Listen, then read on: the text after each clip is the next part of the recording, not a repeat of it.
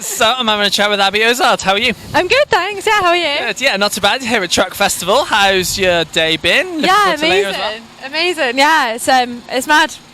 I think I came off stage about an hour ago, so I'm still like, ooh. Yeah. But it was really good set. Yeah, amazing. Good crowd. Yeah, really good. Good. Really good. And you've had the pleasure of playing your EP, I'm sure, on stage. Tell us a little bit about the new release.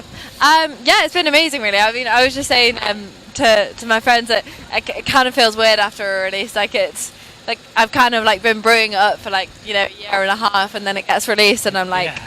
Oh, I'm like, it's kind of weird, but I'm buzzing about that people actually like it. And how does it sound in comparison to your previous release? I think there's like hints of previous releases, but I think for me this is kind of a lot more authentic, like to myself and stuff, and it's a lot like it's an honest EP, and it's been like a reflection of how this past year has been, and like the other one was written in lockdown, so it was very much like kind of made up situations, like hence the name, like Let's Play Pretend, and this is more like it's like real life. And was the recording and writing different, because obviously with the first one it was in lockdown, the second one wasn't, so was it different between the two?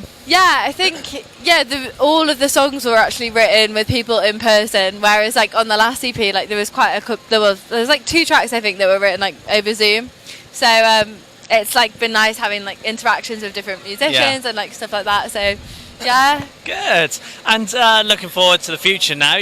People will be wanting to see you on stage and playing. Where can people see you in the coming weeks and months?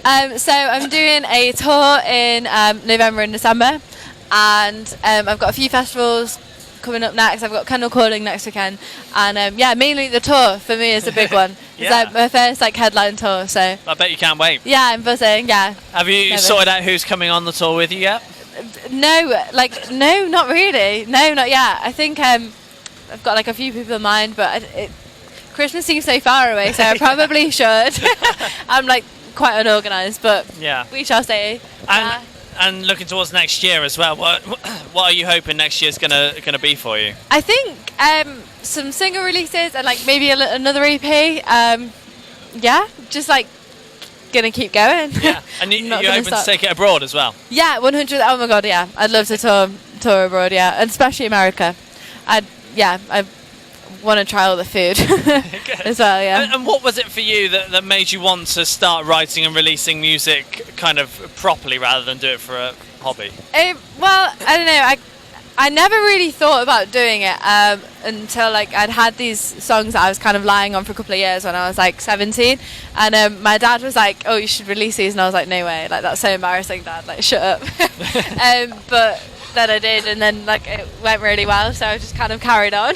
That sounds like I don't want to release, like I do, but it was like 100% my dad that was like, our mum that they were like, you need to release these songs. So if it wasn't for them, I mean, I'd just be sat on them still, and wouldn't be here. So good on them. And you must have a bucket list of things you want to accomplish, kind of performing. Well, what's the one main thing that you really want to achieve? Probably touring around Europe, really, and America. I feel it's quite like a broad bucket list, but just doing shows at, outside the UK and like seeing what everything's like there, and like seeing everything, like that. And I mean, like this summer's been amazing. Like I've ticked so many things off that I've always like dreamed of doing. So good. And when you write kind of music, do you just casually write and build up a backlog of music?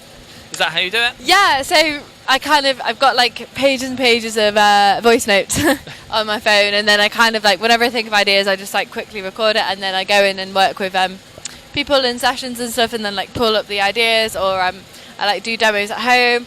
But like there's not as much time like nowadays to just like sit down and like write by yourself. Like I feel like I have to find the time to do it, because obviously with like especially festival season and like you're gigging, and like you have to kind of like force yourself to do it in weird places, so